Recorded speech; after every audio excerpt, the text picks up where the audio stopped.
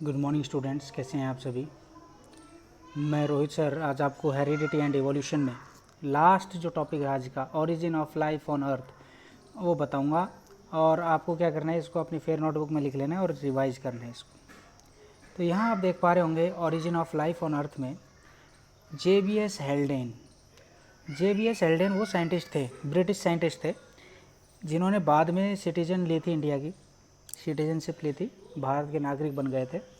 1929 में उन्होंने एक बात कही थी। 1929 में उन्होंने बात कही थी, और वो बात क्या थी? Life must have developed from the simple inorganic molecules which were present on earth soon after it was formed. मतलब ये है कि हमारी अर्थ के ऊपर जितने भी लिविंग ऑर्गेनिजम्स हैं वो सभी के सभी इनऑर्गेनिक मॉलिक्यूल्स के द्वारा बने हैं। उनका ये कहना था। उन्होंने कहा कि हमारी अर्थ के ऊपर जो सबसे पहला जो प्रिमिटिव ऑर्गेनिज्म बना था वो केमिकल सिंथेसिस के कारण ही बना था, मतलब केमिकल रिएक्शंस के कारण ही बना था। जब इनऑर्गेनिक मटेरियल के इनऑर्गेनिक कंपाउंड्स के बीच में केमिकल रिएक्शन हुआ तब ये ऑर्गेनिक सब्सटेंसेस बने थे। लेकिन ये बात काफ़ी लोगों को ठीक नहीं लगी, तो उन्होंने क्या किया, एक्सपेरिमेंट करते रहे इसके ऊपर। ये थ्योरी बनती जा रही थी तो एक्सपेरिमेंट करना पड़ा। तो मिलर और यूरे ने अपने एक्सपेरिमेंट में 1953 में, लगभग 24 साल के बाद, उन्होंने एक डिज़ाइन बनाया ग्लास एपरेटस का। ऐसी कंडीशन क्रिएट की कि उसके अंदर क्या है, प्रिमिटिव ऑर्गेनिज्म क्या करा सके, ग्रो करा सके। कि भाई हमारी अर्थ स्टार्टिंग में कैसे थी, कौन कौन सी गैसेस पाई जाती थी, वो सारी सिचुएशन उसके अंदर डेवलप कराई गई।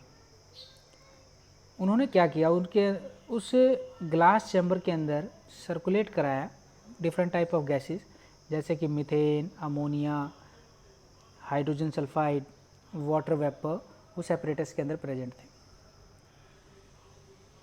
ये बिलीव कराया गया कि जो पहले जो एटमॉस्फेयर था, स्टार्टिंग में जो एटमॉस्फेयर था अर्थ के ऊपर, वही गैसेज इसके अंदर क्या हैं, डाली गई।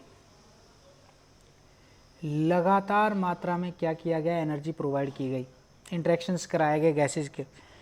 जब इंटरेक्शन हुआ तो वहाँ पे इलेक्ट्रिक स्पार्क कराया गया ग्लास फ्लास्क के अंदर ही, गैस फ्लास्क के अंदर क्या कराया गया, इलेक्ट्रिक स्पार्क कराया गया। स्पार्किंग होने के कारण क्या हुआ वो भी आपको बताऊंगा।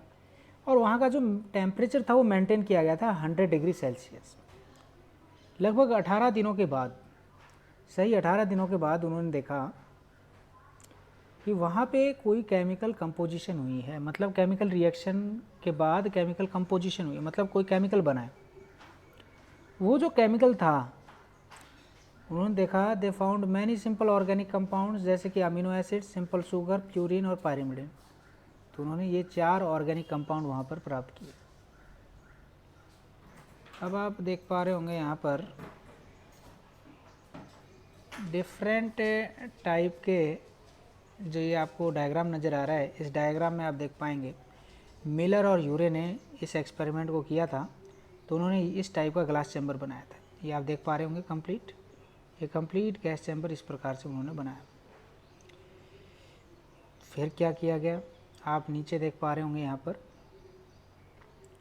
ये हॉट प्लेट, लगातार वाटर को बॉईल करने के लिए।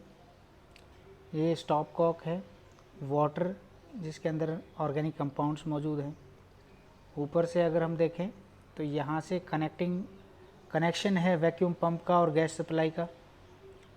ये जो चीज़ नज़र आ रही है आपको, ये क्या है, गैस फ्लास्क। इसके अंदर ये गैसेज प्रेजेंट थी, हाइड्रोजन सल्फाइड, अमोनिया, मीथेन और वाटर वेपर्स। लगातार क्या कराया गया, इलेक्ट्रोड की सहायता से स्पार्किंग कराई गई। स्पार्किंग कराने से क्या हुआ कि इसमें जितनी भी जो चीज़ें प्रेजेंट थी, जो गैसेज प्रेजेंट थी, उनके द्वारा जब केमिकल रिएक्शन हुई तो वहाँ पे ऑर्गेनिक कंपाउंड्स बनने स्टार्ट हो गए। ये आपको नज़र आ रहा है कंडेंसर है, जो वाटर को, मतलब टेम्परेचर को मेंटेन करने में क्या करता है, हेल्प करता है। तो ये कंप्लीट था मिलर और यूरे एक्सपेरिमेंट। आपको फिर दोबारा से मैं बता देता हूँ क्या हुआ था। मिलर और यूरे ने जे.बी.एस. हेल्डेन की बात को स्वीकार करते हुए एक एक्सपेरिमेंट किया। उन्होंने ग्लास चैम्बर बनाया, मतलब ग्लास का एक एपरेटस बनाया, उसके अंदर डिफरेंट टाइप के मिक्सचर ऑफ गैसेज ली उन्होंने। उसके अंदर क्या क्या लिया, हाइड्रोजन सल्फाइड, अमोनिया, मीथेन और कुछ वाटर वेपर्स उसके अंदर मौजूद थे।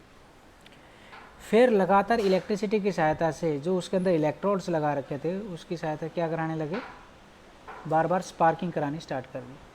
स्पार्किंग इतनी ज़्यादा थी कि सही 18 दिन के बाद जब उन्होंने अपने इस एपरेटस को ऑब्जर्व किया तो उन्होंने इसके अंदर ऑर्गेनिक कंपाउंड्स प्राप्त किए।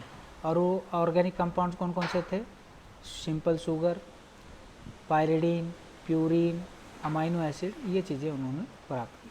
तो इससे पता चलता है कि जो हमारी अर्थ के ऊपर जो लाइफ बनी है वो सभी की सभी इनऑर्गेनिक मटेरियल मतलब इनऑर्गेनिक सब्सटेंसेस के कारण ही बनी है। तो बच्चों आपके लिए इतना ही है, ये चैप्टर हमारा फिनिश होता है। कल से मैं आपको एनसीईआरटी की एक्सरसाइज कराऊंगा और फिर उसके बाद मल्टीपल चॉइस क्वेश्चंस होंगे।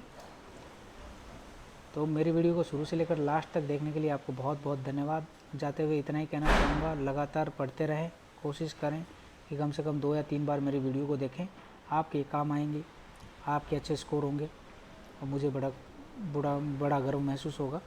तो जाते वक्त इतना ही कहना चाहूँगा, जय हिंद, जय भारत।